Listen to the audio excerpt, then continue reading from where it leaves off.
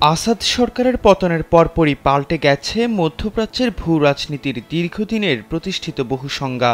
বিদ্রোহীদের আকস্মিক অভিযানের মুখে বাশার আল আসাদের পালিয়ে যাওয়া মূলত অঞ্চলটিতে রুশ ও ইরানি প্রভাবকে ধ্বংসের মুখে ঠেলে দিয়েছে। অন্যদিকে উত্থান হয়েছে তুর্কি ও বিভিন্ন ইসলামপন্থী গোষ্ঠীর, যা এরই মধ্যে চিন্তার ভাঁজ ফেলে দিয়েছে সীমান্তবর্তী ইসরায়েলের কপালে। আর এই চিন্তা থেকে রেহাই পেতে নির্বিচার হামলা চালিয়ে সিরিয়ার মেরুদণ্ড ভেঙে দেয়ার নগ্ন উৎসবে মেতে উঠেছে নেতানিয়াহু বাহিনী।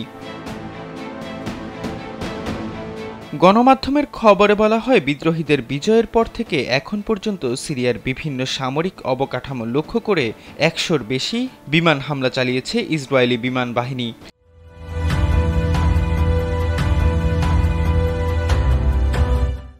যুক্তরাজ্য ভিত্তিক সিরীয় পর্যবেক্ষক সংস্থা Syrian observatory for human rights SOHR জানিয়েছে, ইসরায়েলি হামলার লক্ষ্যবস্তুতে দামেস্কের এমন একটি স্থাপনা রয়েছে যেটিকে ইরানি বিজ্ঞানীরা রকেট তৈরির জন্য ব্যবহার করেছেন বলে জানা গেছে।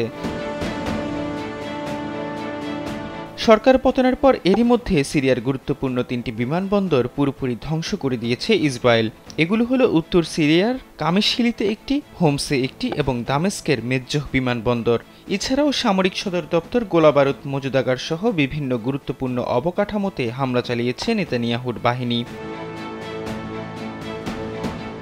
শুধু তাই নয়, সিরিয়ার কয়েক ডজন হেলিকপ্টার ও যুদ্ধবিমানও ধ্বংস করে দিয়েছে ইসরায়েলি সেনারা।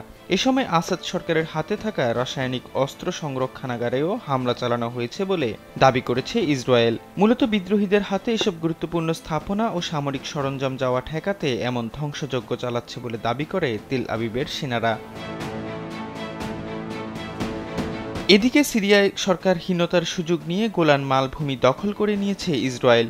১৯৭৪ সালে ওই মালভূমি নিয়ে দুই প্রতিবেশী দেশের মধ্যে চুক্তি হয়েছিল, কিন্তু গত রোববার ইসরায়েলের প্রধানমন্ত্রী বেনিয়ামিন নেতানিয়াহু জানিয়েছেন, তিনি ইসরায়েলের প্রতিরক্ষা বাহিনীকে গোলানের সিরীয় অংশে প্রবেশের নির্দেশ দিয়েছেন। কোনো শত্রু শক্তিকে ইসরায়েল নিজেদের সীমান্তে কর্তৃত্ব প্রতিষ্ঠা করতে দেবে না।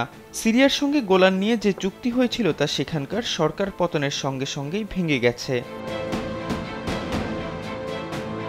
এহসান আব্দুল্লাহ, কালবেলা ডেস্ক।